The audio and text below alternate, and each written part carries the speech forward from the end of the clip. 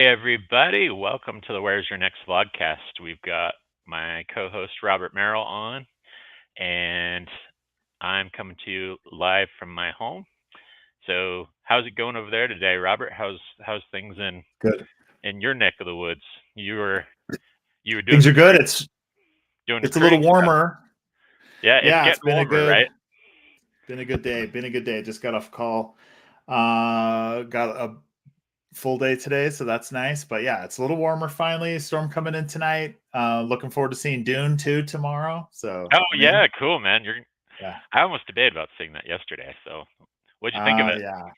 I haven't seen it yet, so I'll see it again. I'll see the new one Oh, that's right, tomorrow. that's right. Or what did And you think of the first yeah, one? I should say that's what I was I gonna ask. loved it. I'm a big sci-fi nerd, so I was all in. And I didn't I saw one of the older Dune movies when I was younger and I didn't really like it, but um I just This don't think I understood. But I think now, I don't This know. has an I'm all-star into cast on it, right? I mean, it's from what I it's know. pretty amazing. Yeah, yeah. Yeah, We I'm had excited, we yeah. I've watched it two times in the last week. I'll probably be watching Dune 1 again tonight, getting ready for tomorrow. We've had a guest on the couch with us each night watching it because they're like, I haven't seen it yet, but I have to get ready for the weekend. So we've been just playing it over and over on loop here, Very and cool, dude. I don't know, That's I awesome. love it. I Well, that's love it, fun. and the Dune memes are pretty funny. So Yeah. pretty pretty Yeah. good.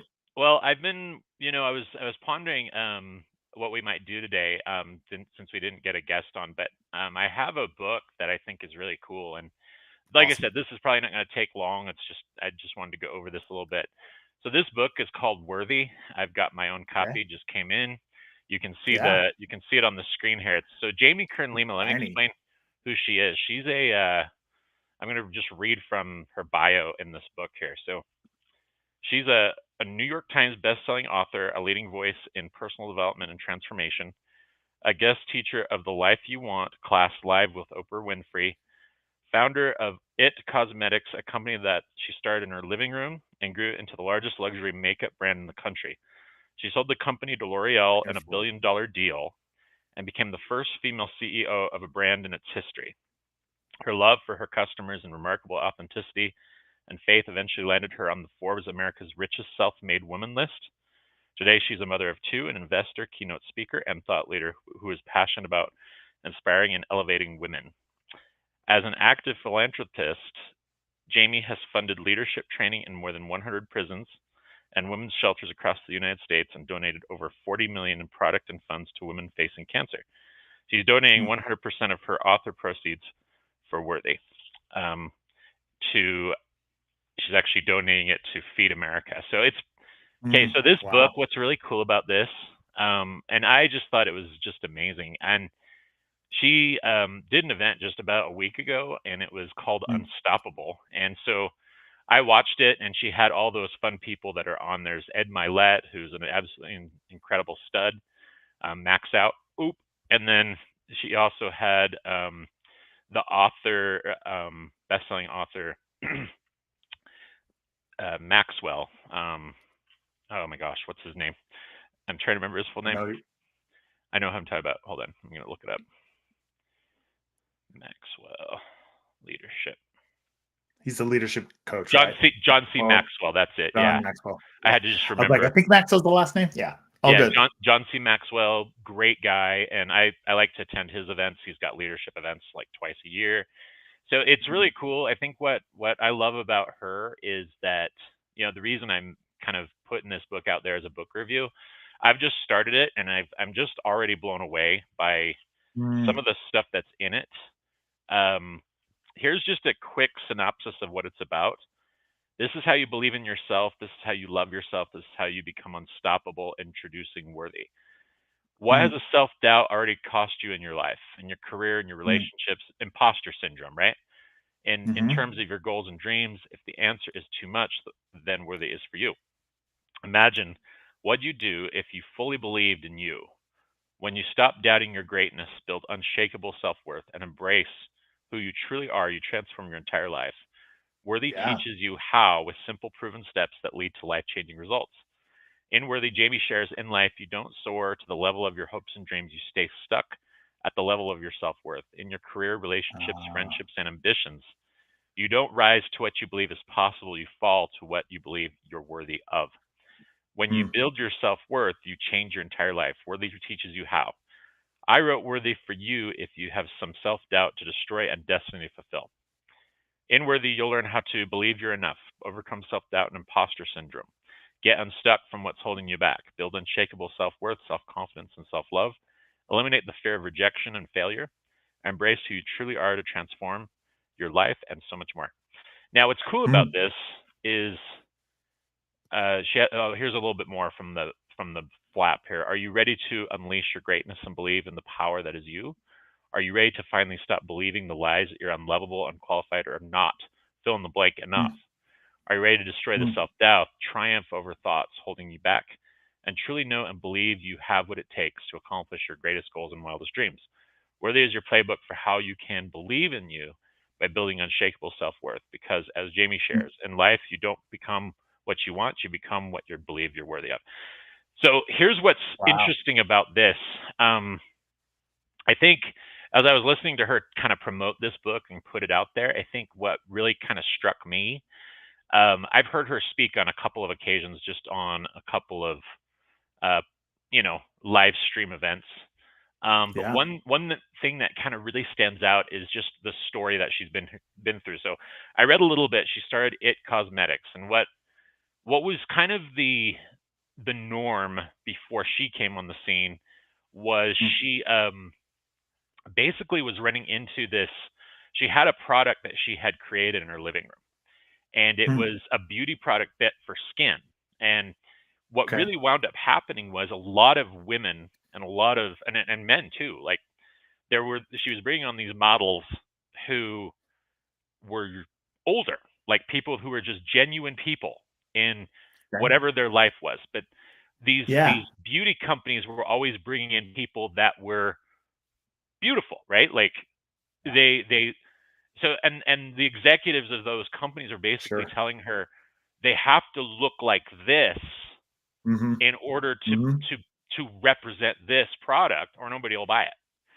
Well, Mhm. she didn't believe that lie. She just basically Yeah. said, "No, that's not true. People need to see the genuine people that want to buy this in a brand, Mm. and diverse Mm. people too, not just Yeah. white people, not just Mhm. people that they put on a pedestal Mhm. that are skinny and that whatever." Yeah, it was just Mm. really interesting how she totally turned that whole argument on its head. And at first, what happened was she went to a place and they told her no Mm. in the beginning. And so she Mm. went to this Yeah. big executive at one of the biggest brands in the world for beauty. Uh-huh. I don't think it Uh-huh. was L'Oreal. I think it was a different one. But Okay. she was told no first and foremost Mm. as an entrepreneur, Mhm. and told no multiple times, and nobody was Sure. buying it. Then she got on Uh-huh. QVC when someone actually believed in Ah. her and was able to sell it. And she did Yeah. this. She pulled in. The even there they were saying, "Well, we don't know about this, but we're going to trust you." And then Right. they put Right. so it was her big moment on stage on Yeah. QVC, and it went Okay. live, and all of a sudden people started buying. People saw Mm. the genuine, and that's what happened. It changed her entire life.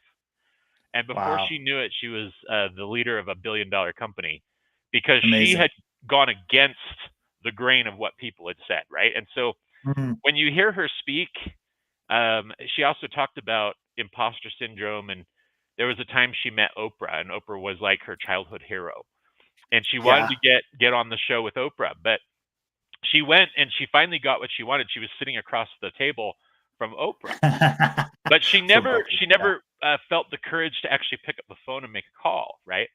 And so as Huh. the story Huh. goes, what was really interesting, she finally goes, "Hey," uh, she was talking on this show that she just put on about a week ago, and it was an Mm. all day thing. Unstoppable is what she called it. And Mhm. she just even though she met Oprah, and Oprah handed her phone number, says call me anytime. It was 4 more years before she even got the courage to call her back. And she says Yeah. that was my own Yeah. imposter syndrome. I didn't feel worthy to call Oprah. And so Right? what was really fun is then Oprah comes on her show that same Mm. day, and her producers had set it Wow. up to surprise her on that show, and Oprah says you didn't have to feel that way, and Uh-huh. it was so cool, the surprise on that show, Uh-huh. and that Oprah sees who she is, and so when this book came out, she's got all these Yeah, very cool. endorsements from amazing people like Tony Sure. Robbins, Mm. uh, Ellen DeGeneres's Plug This Thing, just amazing Mhm. people across the board, all these self-help gurus. But there's one thing I did want to do I found this poem that she read, and Yeah. I'm gonna share it because I love the message. So if you're in job Okay. search or you're in careers and you're going through a tough time right now, Yeah. Yeah. I'm gonna read this and then we can talk about this a little bit, Robert, and just the meaning of it and Okay. what you Okay. think when you hear it. This is gonna be your first time Yeah. hearing it too. Okay, Okay. you're not crazy, you're just first. So this is think Mm. of Jamie Kern Lima's journey as I read this. Who do you think Okay. you are? They say things like Mhm. that aren't for people like us. Why are you going around changing, planning to leave us in the Mhm. dust? Are you Mhm. forgetting where you come from? Are we not good Mhm. enough anymore? And just like that, the temptation to play life small feels more comfortable than before. If you're Mm. doubting you're enough, your thoughts, their words have got you down. It's time for your soul to tell your mind there's a new boss in town. See, there's no one else quite like you in the entire universe. And what your soul knows is you're not crazy, you're just first. The first Mm. to have your hopes and dreams, the first you there's ever been.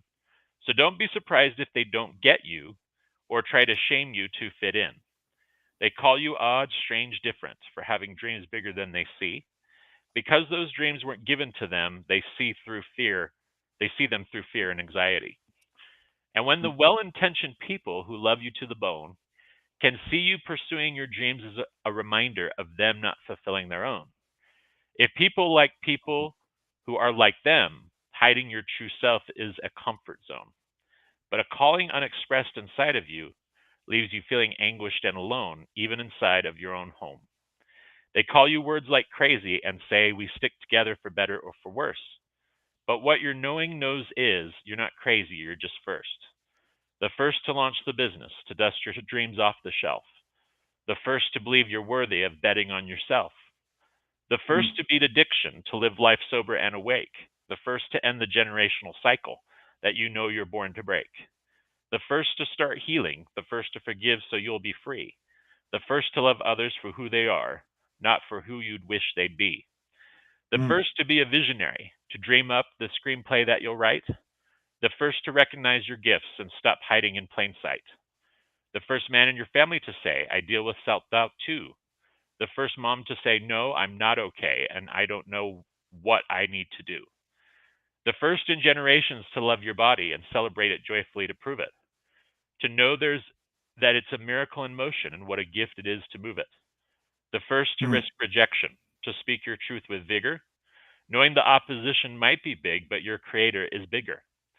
The first to cheer yourself on and truly believe it, not just fake it, knowing most people won't cheer for you until after you make it. In class, they used to pick you last, and now they're at a loss because instead of calling you the employee, they're now calling you the boss.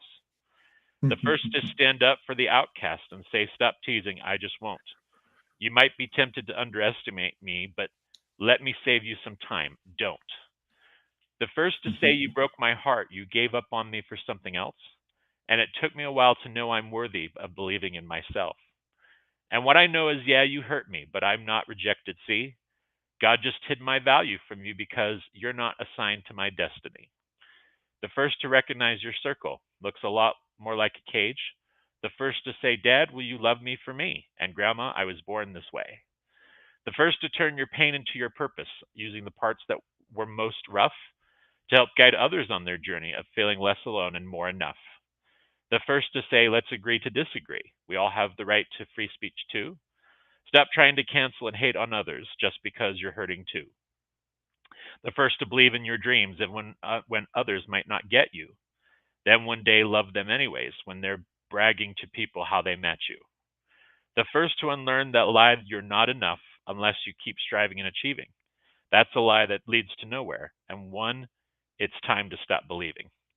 The truth and accomplishments are great, but to know you're worthy, you don't need them. And when we know something is true, it feels like joy and tastes like freedom. You are not your successes. You're not how many times you fail or fall. You are how big you love, and love is free for all. See, when we fear we're not enough and fear even more we won't be loved, it's so tempting to shrink in size and trade in our purpose for their hugs. When you're feeling like you don't fit in or that you never quite belong, your uniqueness is your superpower. Your truth is never wrong. And when they criticize to hold you back because your dreams aren't what they're used to, and they're afraid that you'll outgrow them, leave them behind, and that they'll lose you. Stop asking for advice if they've never been there themselves. When you people please for others, you end up betraying yourself. When doubt tempts you to dim your light, always remember this verse. Your soul knows you were made for more, but with so much people, it could burst. You're born with greatness in you, and whether it's a blessing or a curse, the world won't be better until your greatness is dispersed. See, there is only one of you in the entire universe, and your knowing knows deep down you're not crazy. You're just first. So I really, really love that. And I know it's a little long, but just to kind of put this out there, we have to know who we are. I think I love the fact that, think of all the different people that have been in this world of ours who've been struggling with whatever they've been struggling with, right? They're first. Their unique story actually, let's put it this way, qualifies them for something greater in their life. And so what's great about this book, and I'll do another report on it when I've read it all the way through, but there's some of the chapter headings. I'll just read some of those real quick just so you can kind of see what these are. Part 1, seeing, the one thing that transforms everything.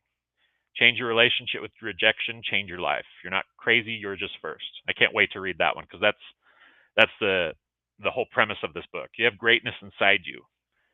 Part 2 is she talks about unlearning the lies that people tell you. Here's a couple of them. I don't have anything special to offer. The lie, I need to please them to love me. The lie, if I stand out, I'll get kicked out. The lie, if I'm an imposter, not enough on my own.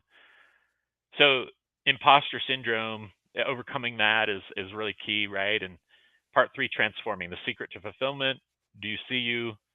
Know your why, then fly, circle, or cage. It talks about, transforming yourself. Part 4, knowing, your ticket to the moon. Chapter 21, who are you really doubting? You are worthy. Your victory lap starts now. So it's kind of cool. That's awesome. Just a fun book. I think that I like the message. I like the overcoming the imposter syndrome theme that it has. And just remember, you're really first. Good. You're first, right? First. I mean, Robert, one thing I will ask you, and I know I kind of went off and read all that stuff, but I love it. What is your opinion of that tied to entrepreneurship? I mean, I think this is where she's coming from. Is she's an entrepreneur and she's really kind of putting that out there. And I think when we talk about our careers, we have to think like an entrepreneur these days. What do you think about that? Yeah, I absolutely think you're right. I read something just the other day that said, basically it said that, the layoffs, this person was just pontificating really, but they're like, what if the layoffs don't stop? Like, basically, like what can you do to like prepare for an economy where, in some ways, a friend of mine, and you might know him too, Jason Alba, he always talked about, like, you're always job searching. You're always looking, whether you're in a job or not in a job. You're actually in this economy, and that this has been this economy for probably 15 years, as far as I've seen it, is people are kind of always looking. So how do you prepare yourself for that? And one way to do that is like what you're saying, is like to be willing to kind of step into an unknown area and raise, kind of hold up your hand, and get yourself in the places where you can be heard. And they don't have to be like leaving a company necessarily. It could be,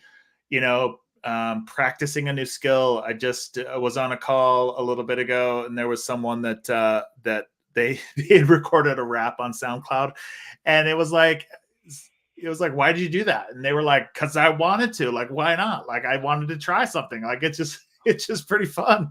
And it's like, It's that's cool. actually Yeah. really, really awesome. Yeah. So it's just, I think in the world of like, you know, 100 years ago when public school was invented, the intention was to help us to become factory workers that would go and do a job and this repeatable task over and over again. And so whether we wanted it to or not, the Hmm. system that we've all kind of gone through, it trains our mind to think this is my box and I don't do anything outside of my box. But you know, why is it that that we go to the same job, you know, we kind of do these things and we kind of think small in our work, but then the things we listen to or the movies we watch are like aspirational, and they're like thinking things about exploring the universe and like science and like, you know, learning new things and trying new things. Or, you know I used to do some work with Angel Studios, and they have a movie coming out called Cabrini, which is like a really neat story of a lady Oh and that yeah, and it's like, I know what it's you're one of talking those about. things that, Yeah, and it's like, I want to take all my, I'm a girl dad, so I want to take all my daughters to go see Cabrini and like, yeah, let's change yeah, the world. Like, there's really, yeah. I don't know, it's just And I'm really reading wonderful this. things. I'm reading this. I have two daughters too, and this makes me think about Yeah. them. I mean, and even my wife. I think, I have to think of all the ladies out there who, they automatically tear themselves down because they don't look a certain way, right? I mean, we see that, and it's so sad, and I think men Mhm. do it too. Like the Mhm. reason We do. Yeah. I mean, I see the value of talking about these issues and trying to bring it up, because what's holding you back right now? What are you not willing to do that you're not risking because you're just sitting back and you're holding back? I mean, it's imposter syndrome. That's really what it is. Yeah. Yeah. I mean, it's so sad that we do that to ourselves. And when I think so, I'll talk about this for our recruiter friends out there. I mean, this next week's going to be pretty big. We have a job seeker support group that's getting launched.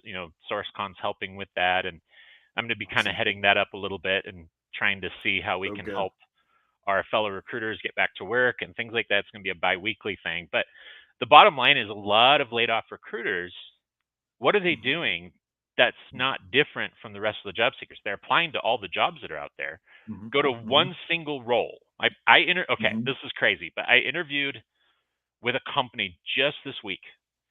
And the Mhm. first thing he told me, first thing out of the gate when he did the screening call, there were so many recruiters on that role. It was like Mm. 500 recruiter resumes in a weekend. Uh, And they mm. had to sift through every single one of them. It's heartbreaking. And Yeah. I was like, holy cow. And then when he told me that and he says, "Hey, you were one of the best ones out of that group that we saw," and I was like, okay, that makes me feel good, but still I think to myself, there's so many of our own who didn't, they're not going to be called, or they're not going to get, and that's Mhm. discouraging. I mean, it's Mhm. so what I'm basically saying is we got to flip this script around a little bit and start thinking more out of the box. So like, what Mhm. aren't recruiters doing that they should be doing, that they would do in a business development sense? Like, they pick up the Mhm. phone, they call the candidate directly. Right. Uh, so it's like in the job search, who's your quote unquote candidate that you're targeting? It's the hiring manager. Yeah. You're reaching out, but it's the same idea. You're reaching out from Uh-huh. human to human, but yet you're trusting this process of applications, and you're putting your Yeah. applications through the front door, but you're not Mhm. going the next level to actually reach Mhm. out to the decision maker or find out who it is. Mhm. I mean, Mhm. a few simple steps of sourcing would actually get you the contact information of the person that's the decision maker. And I Yeah, I mean, and you mean, could flip that that's script the around. behavior, right? It Mhm. is. It's Yep, so you're right. interesting. You're right. And that's what recruiters are doing though. They're going through the black hole. They know how crazy that is. But Yeah. intuition tells us one thing. It's like, what has happened? All these Uh-huh. all these organizations laid off a bunch of recruiters. So what Uh-huh. what what are they dealing with? So if think about it from the other side. If you apply to a recruiter role and it Mhm. has 1,000 resumes, and you are on Mhm. the inside of that trying to Mhm. sift through 1,000 resumes to get to one single applicant, how long is that going to take you? Well, this You'll never guy get there. he told me He said it took Yeah. him 3 weeks to sift. They had to pull down the opening, and it Mm-hmm. took him 2 weeks, 2.5 weeks, Mm-hmm. to be able to make calls to their top candidates and start the process. It's insane.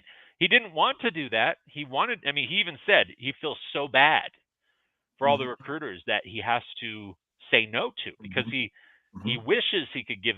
Now, bare bones, if you've laid off all your recruiters, there are skeleton teams sifting through all those resumes, trying to Yeah. find a teammate to help them to do the hiring. Right. What do we Right. got to do to stand out in that? I mean, it Robert, you were in business development. What would you do? Yeah, well, I mean, the interesting thing is, I keep reflecting on. There's a podcast that was I mentioned Jason Alba already on this. There was a podcast called It's called How I Built This with Guy Raz, and there was a podcast with Barbara Corcoran on there where she talked about building her real estate business. And there's Mhm. a ton of valuable stuff in there about basically she was doing this in a time in New York City where like real estate in New York was cutthroat like times 10. Mhm. And she was not only a newbie in the industry, she was female and she was trying to lead a company and it was just not done. And she goes through and talks about the stuff, and there's like gold nuggets in that podcast. So I'd recommend anyone that's interested in like how do you break the mold. She has all these things that she did that at the moment just were literally like life or death. Like she would make money on a sale and she would figure out how many weeks that would get her of a salary to hire another agent, and she would hire them and say you have 3 weeks to make X or else I'm going to let you go. And the person thought like, oh wow, she's really like serious. But what she was actually doing was like, I literally don't have any more money to pay you after 3 weeks unless you pay for yourself.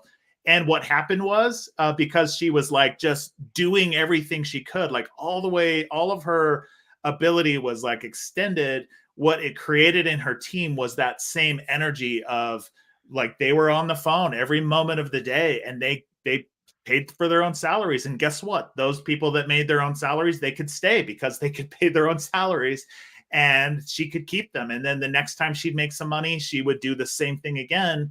And she's like, look, we were kind of a revolving door for a while, but what happened was the team that stuck around because they made it ended up being this team that she could lean on to build an empire of real estate business. There were so many things that she did that at the moment in time, it was not like, oh, I'm going to have a great idea. It was, I don't know, I have $75. What can I do with that to get a customer? Like Mm. what can I do with this to get a customer? Instead of like, yeah, I made $75. I'm going to go out to dinner. She was like buying ads in the newspaper to get more listings in front of people so she could make, $3,000 off of that That's $75. amazing. So Yeah. it's brilliant stuff. And the thing is about genius, it's really like when you have, it's not when you have nothing to lose, but when you have everything to lose, you go into something with that energy and the intensity around like, I will not fail at this. And the opportunity itself might go away, but Mhm. you never hear about the shots people miss or the times they struck out. You only hear about the home runs and you only hear about the championship games. But what we don't see, because we just are blind to that for some reason, is we think that champions always win. And I, normal person, don't always win. So I must not ever be that. No, what it is they stuck to it longer than you did. And they probably had more to So lose than you good. did. So they didn't stop.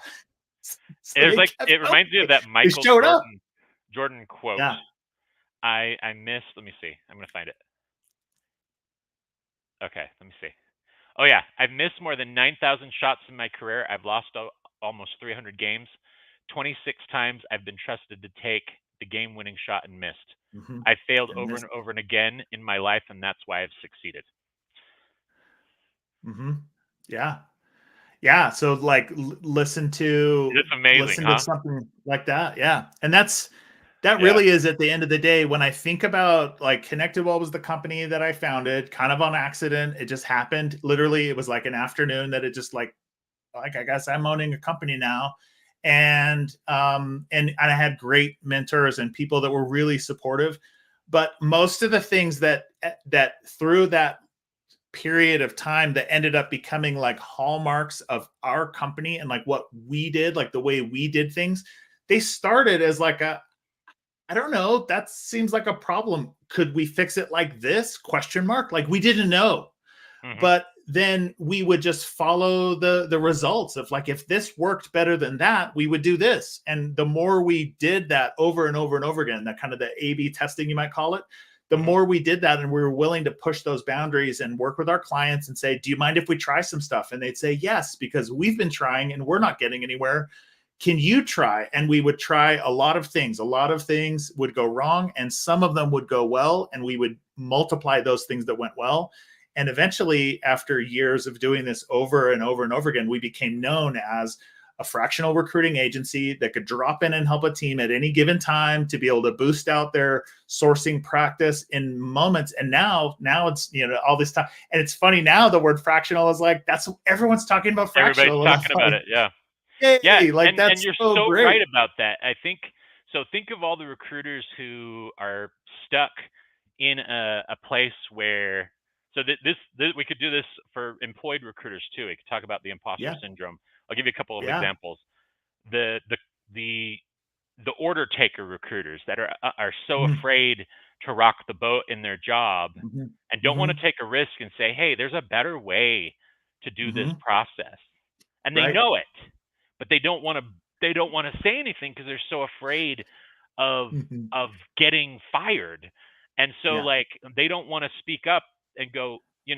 But if you're in an organization where you have a forward thinking CEO Yeah. and you actually saw the problems and you're there for like 6 months and you're like, okay, I gotta say something, it's just driving me crazy, but you're so afraid to. But then you have the recruiter who's been there about the same time, has the boldness to say to the CEO, hey, could I put some time on your calendar to talk about something that I've observed, and something that would Mm-hmm. help our company increase its efficiency by a lot? Would you be Mm-hmm. willing to listen? And you could even you could Mm-hmm. even say it that way. Which CEO is going to sit there and go, no, I don't want to hear that? The bad ones. But Yeah. Yeah. most CEOs, I will tell you right now, Uh-huh. if you're sincere and you're saying, I think I have an idea that could really help the company's efficiency in hiring, Uh-huh. that CEO is going to perk up a little bit and they're going to go, actually, I Yeah. do want to hear about that. Because that's Yeah. something that keeps them up at night, right? I can just Yeah. imagine how many recruiters are so afraid to talk about it, right? And Yeah. I mean, oh man, I remember a time in my career where I actually got the courage and the gumption to say something. And I remember just saying, hey, this process is inefficient. This is what's happening. This is what I could see to fix it. And I presented some ideas, like two or three ideas that thought could help. And I once had a manager who came to me and says, if you have an issue and you bring it to me and you have a solution, I want to hear about that solution. And they did. Mhm. They wanted to hear about it. The senior leader said, hey, absolutely, let's talk about that. Efficiency increased. They were Right. willing to implement the idea. And I learned from that in my career early on. I was like, man, there's a way to do this. But Uh-huh. you speak about your agency and the challenges you faced as a business owner. Man, that took courage too. Whatever got you into the courage to take that leap of faith, Robert? That's such a fun story. I mean, I've been a corporate recruiter my whole life. Um, I took the leap of faith to try business development last year, and I learned so much from it if I hadn't done it. But that's a great story. What have you learned as an entrepreneur in taking that risk? Well, I mean, so a couple things I would say is it's not nearly as scary as you think. So there's a book called The 4 Hour Work Week by Tim Ferriss, It's a and good I'm one. not encouraging people to go A and great like work. live in a Great book. hammock and work 4 hours a week. Yeah, but here's the thing he does do in that book. He breaks down all those things that you do in a week, and he's like, why do you do that thing? And if you go through the 4 Hour Work Week book with the mindset of how can I break apart what I'm doing and figure out why I'm doing it? And is there any other way that that could possibly be done? Right. Yeah. And what that book set me on a trajectory. There's a couple other books. There's a book called The E Myth, which means the entrepreneur myth, which is a book that business schools have been I got it in business school a long, long time ago. And I went back and read it again after I had already been in my company a couple of years.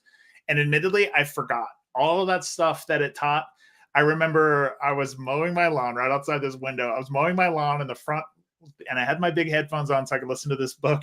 And I was bawling because he was basically singing the song of my broken heart of like this stuff that I'd been holding on as an entrepreneur. I was like, because I was pretty sure that at any given second, my entire company was going to fly apart and it was all going to be gone. So these two things that I learned is one, and Tim Ferriss's book walks you through and helps you go through a process of realizing if you're in America today or in a Western country where there's freedoms, your belief that you might fail, quote unquote, is way less than it could possibly be. You're probably going to have clean water to drink tonight, even if your company fails. And he goes through this whole series of things that encourages you to start thinking and seeing the world differently than we're kind of programmed to. And that, as a foundational step of a way to go, look, if you're out of work today and you're just struggling for work, there are companies out there right now. And if you live anywhere near businesses, somebody out there is trying to hire. And if you're a good recruiter that knows a little bit more about Career Builder or Indeed or LinkedIn than that business owner, you might be able to go and get a job. Like, just go, hey, Totally. Is there a job you're trying to hire for? And they're like, yeah, I need someone to stock those shelves. And you're like, tell you what, I'll come in and stock those shelves 2 hours a day. And if you'll also pay me for an extra 2 hours a day, I'll find you someone to do that. And are there any other jobs you need? And just see what happens. Like it's totally true. Yeah. I mean, that is that. And you've just created it reminds me of a story. You created a company. It reminds me of a story that I heard when during the Great Depression, there was a guy, no place was hiring. And so what he did is he actually went to the business owner. And I don't recommend doing this all the time, but he went in and he said, hey, let me volunteer for you to show how good of a worker I am. And I can help you because right now I know you're in a bind. What can I do to help you? And he went and he worked. And again, during the Great Depression, if you had someone that came up to you and said, hey, I am willing to work for free to prove what I can do, just let me take on some kind of project for you. And he did. And the business owner said, okay, I want to pay you, but I can't right now. But the business owner was so impressed with this desire to actually do something, and that he got out and was bold enough to say something, that he actually hired him, and then he gave him a job, even though that everybody else didn't have a job. And it reminds me also of the book of James Clear, Atomic Habits. Atomic Habits. Holy cow, that book's amazing. And it talks about, you were talking about the 4-hour work week. You know, the same principle applies. What kind of habits can you implement in your career? They're going to help you be more efficient and better at what you do. And I think that's really, what we're talking about here is, getting out of your comfort zone, focusing on being, getting past imposter syndrome sometimes requires you to think in a different way. And that's very powerful, right? It's something we have to do. But I think, do you have anything else to add? I think we're getting at time here, but it's such an amazing conversation we had here. Yeah, I think the only other thing I would say in there is just that idea that what does failure actually mean? A lot of therapists that I've talked to or mental health professionals will tell you that if you have a problem with fear, sometimes it sounds counterintuitive to think through what's the worst that could happen. It's like, well, what's the worst that could happen? I'll be out of. I won't have a target with that. Yeah. Yep. And it's like, okay, well, if you're out of work now and you go pitch your services to some company and they say no, are you worse? No.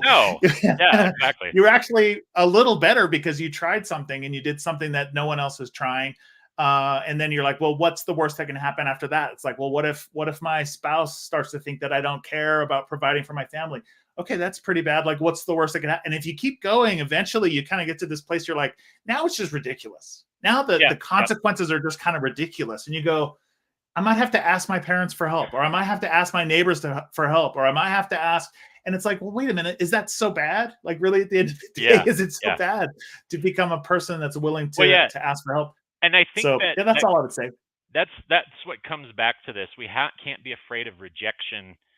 I Yeah. think the big thing is, if you're wherever you are, whatever you're doing right now, in order to advance Mhm. your career, it's like you have to take yourself to another level of thought, and I think you have to elevate your worth to yourself in order to take risks that Mhm. lead to opportunity. And sometimes the problem with we are like our own worst enemies in some ways, You are. because we get Mhm. ourselves stuck in this rut where we're saying, well, this is never going to happen for me. I'm Yeah. not good enough to do that, or whatever Yeah. it is that Yeah. you want to do that you're holding yourself back from. It's Yeah. We could have a whole nother conversation about this, and I think we definitely are going to get a guest Good. in the near future about this kind of topic again. I think it's one to Love it. revisit. You know, Perfect. yeah, Okay. yeah. I love it, Well, Mike. we have Good to stuff. run, but hey, check out this book. It's really good. And Robert, great hanging with you today. I know you've got to get to your Yeah, man. family and your Friday. And everybody, have a great weekend. We'll see you next week on Where's Your Next.